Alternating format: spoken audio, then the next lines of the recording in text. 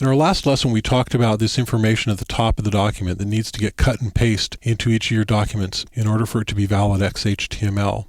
Let's take a look at what this is and exactly what it all means. This first line is the XML declaration. You'll notice it's XML, it is not XHTML. XHTML is an application of XML, and this is the version being used. So this XML declaration has the version of XML and the character encoding that's used in the document. The version will always be 1.0, and the encoding will depend on what language the document's in. For most Western languages, UTF-8 will work fine, and that's the default. If you're using a language that uses different types of characters than Western languages, like for instance Japanese or Chinese or Russian, that use a different set of characters, then you may want a different character encoding.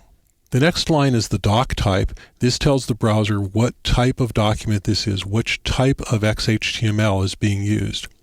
This one is XHTML 1.0 transitional, and that's what you use for most of your standard HTML documents. The other two types are strict and frameset, and we'll look at those in a minute. In a transitional document, you have available all of the HTML4 tags. You have center, you have table, you have font, and all of the presentation markup. All the tags that are available in HTML are available in XHTML 1.0 transitional. So if we look at this document in the browser, we see that there's a yellow box and it has some text in it. And so here in the document, we see that yellow box is made by the table element, and the text is inside of a paragraph element, and it has the font tag for specifying the font and the size. And that looks like this in the browser. In our strict document, you'll notice that the doc type says XHTML 1.0 strict, and the strict documents do not have available any of the presentation. The center tag is not there, the table tag is not there, the font tag is not there. All of these things have to be done with style sheets.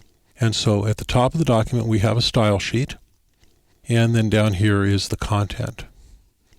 And so that document looks like this in the browser. There's the strict version.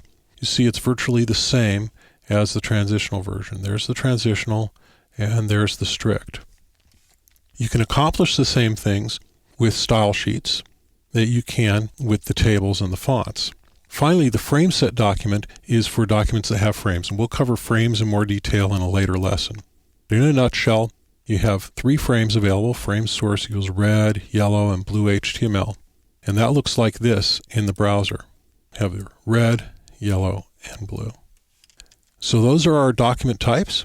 Again, you'll be using the XHTML 1.0 transitional document type for most of your documents.